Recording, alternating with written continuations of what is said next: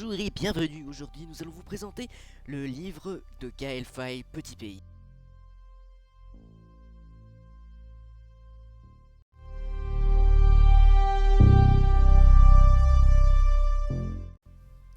Petit Pays est le premier roman de Gaël Faye. Il est paru le 24 août 2016 aux éditions Grasset.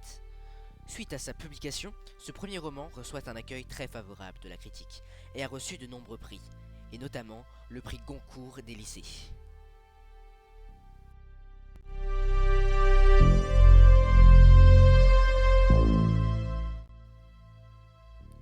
Nous avons choisi ce livre parce qu'il est paru en 2016 et nous préférons les livres récents.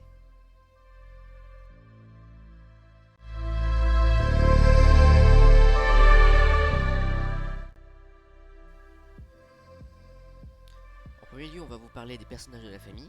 Tout d'abord, le personnage principal, Gabriel, alias Gaby, qui est un enfant de 10 ans qui habite à Bujumbura avec sa mère rwandaise et son père français. Anna, la sœur cadette de Gaby. La mère de Gaby et d'Anna se nomme Yvonne. Elle a quitté le Rwanda pour aller au Burundi avec sa famille afin de fuir les violences. Ensuite vint le mari de Yvonne, Michel. Il est entrepreneur français et vit au Burundi avec sa femme.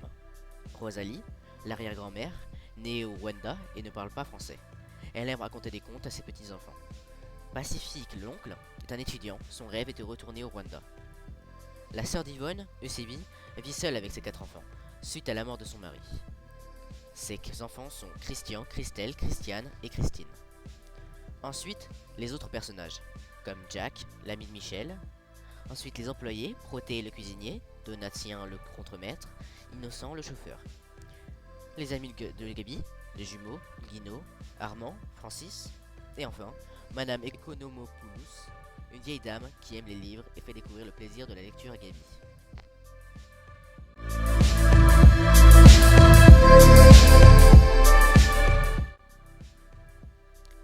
L'histoire commence avec la remémoration du passé de Gabriel. À l'époque où le Burundi basculait dans la crise, les parents se sont séparés. Et à l'occasion d'une visite chez Jacques, les parents de Gabriel se disputent. C'est là qu'on apprend le passé de la mère. Elle est née au Rwanda, mais a fui le Burundi. Après nombre de disputes, la mère quitte la maison, et les enfants rendent parfois visite à leur mère. Gabriel célèbre Noël, et reçoit un vélo, qui se fait tout de suite voler. Les voisins de Gabriel disent avoir vu le vélo de Gabriel. Puis Gabriel discute avec une correspondante française, et lui parle de sa vie. Gabriel cherche son vélo, et retrouve Calixte, qui a déjà vendu le vélo, puis il retrouve le vélo dans une famille de paysans pauvres. Il ne veut pas leur laisser le vélo. Il repart avec. Puis, il regrette et ne peut plus le redonner car le mal est déjà fait. Suite à quelques événements, Ndian gagne les élections démocratiques du Burundi et devient donc président. Suite à ça, c'est l'anniversaire de Gabriel. Francis s'auto-invite et gâche la fête en se bagarrant avec Guino. Les soldats vont faire un coup d'état et tuer le nouveau président. Ces soldats vont commettre un massacre. La paix revient au centre du pays, mais n'est pas présente dans le reste du pays. Le Burundi se sépare en 2 camps, le camp Tutsi et le camp Hutu. Gabriel est resté neutre. Gabriel et sa famille se sont fait arrêter par des militaires menaçant les femmes et les enfants. Suite à ça, Gabriel se rend compte de l'atmosphère très sombre du Rwanda. Les 2 présidents sont assassinés. Yvonne tente de sauver ses proches du Rwanda en appelant l'ambassade de France, mais est impuissante.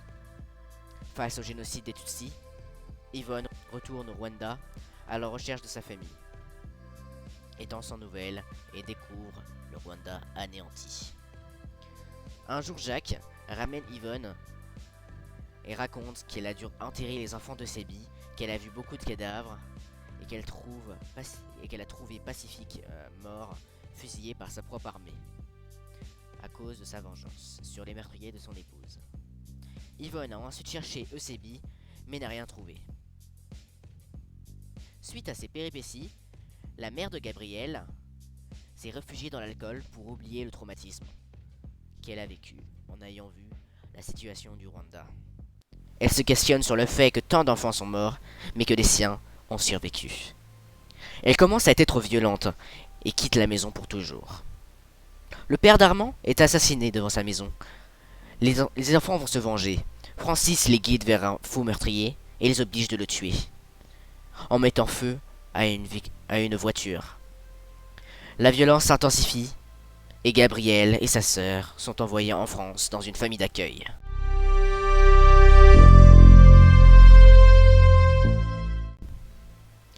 La nuit était calme. Je reconnaissais simplement les ululements de la chouette installée dans le faux plafond au-dessus de notre chambre. Je me suis redressé et j'ai attendu jusqu'à ce que résonnent plusieurs bruits secs, rapprochés les uns des autres. On dirait des coups de feu. Nous avons choisi cet extrait car cela nous montre que la situation des personnages change du tout au tout, passant d'une nuit calme à des tirs de coups de feu.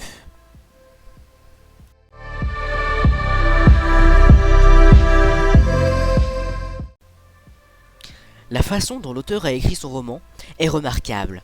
Une méthode d'écriture simple permettant les plus et les moins à l'aise avec la lecture de lire ce roman.